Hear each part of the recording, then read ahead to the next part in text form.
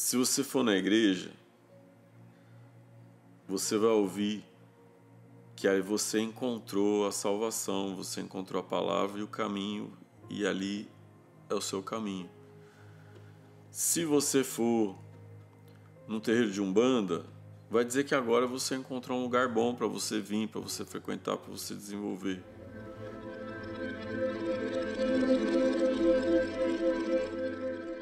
Se você for na maioria das tradições, as pessoas vão lhe dizer que você precisa fazer alguma coisa ali onde elas estão, porque o que elas conhecem é o que está ali. Se você for num centro espírita e você tiver alguma questão, provavelmente você vai para a desobsessão, porque é isso que se faz no centro espírita. Se você for para uma igreja, pode ser que você passe por um exorcismo. Se você for para um terreiro de Umbanda, pode ser que você seja orientado para fazer um trabalho. Mas a grande questão é: o que é que está acontecendo com você, afinal? Então, quando a gente ouve uma história de dívida da vida passada, ouve uma história de karma, ou quando alguém diz que se você não fizer tal coisa, a tua vida não vai andar para frente, existe um questionamento muito básico assim.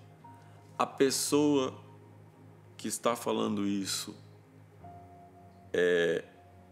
ela sabe tanto assim da própria vida dela?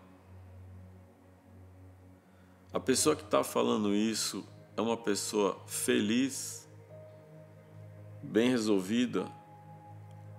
A pessoa que está falando isso para você, ela consegue falar de um ponto de vista neutro, ou ela está influenciada por uma doutrina, por uma cultura, por um entendimento que toda vez que aparecer um problema, você pega o martelo e prega ele? Então, o karma também é um conceito doutrinário. E quando a pessoa começa a criar situações negativas a partir de um conceito doutrinário, por exemplo, crer que se você está passando uma dificuldade, um desafio, então isso deve ser um karma da vida passada. E aí parece que tem uma recorrência de situações negativas, então deve ter um inimigo. Mas não tem nada nessa vida que explica você ter um inimigo, então deve ter um inimigo de vida passada. Pô, um inimigo de vida passada? Mas a gente não nasceu nesse mundo bebezinho, puro, com a oportunidade de viver a pureza do nosso ser? E a gente é tão atravessado com as dores do nosso pai, com as dores da nossa mãe, com as dores do mundo, as dores dos nossos ancestrais. Quantos de nós passou situações dificílimas na infância? Quantos de nós trazemos dores, crises, traumas, ressentimento, mágoa da infância, do processo de crescimento, para dizer que você tem um inimigo de vida passada? Tem tanto mais coisas outras para a gente olhar. Quanta coisa tem para a gente olhar para dentro de nós para entender o porquê das minhas dores, o porquê da minha carência, o porquê da minha ansiedade, da minha depressão, da minha expectativa, o porquê das minhas frustrações. Será que não tem tanta coisa mais importante para a gente olhar antes de achar que tem um inimigo da vida passada? Será mesmo que é isso? Exorcizar um inimigo da vida passada? O que será que a gente está exorcizando? Porque um inimigo da vida passada pode ser eu mesmo. O meu inimigo da vida passada pode ser um ancestral meu, que está aqui no meu DNA. O inimigo da vida passada pode não ser o meu inimigo, pode ser o inimigo do meu ancestral, porque nós estamos todos ligados e conectados. Mas se eu entender que todos somos um, e eu sou você, quem é o inimigo da vida passada? Quem é o inimigo da vida passada quando somos uma única humanidade? Quem é o inimigo da vida passada quando você estende a mão e pede perdão, mesmo pelo que você não sabe o que é? Quem é o inimigo da vida passada diante da mensagem do caboclo, do preto velho, do Exu ou de Jesus?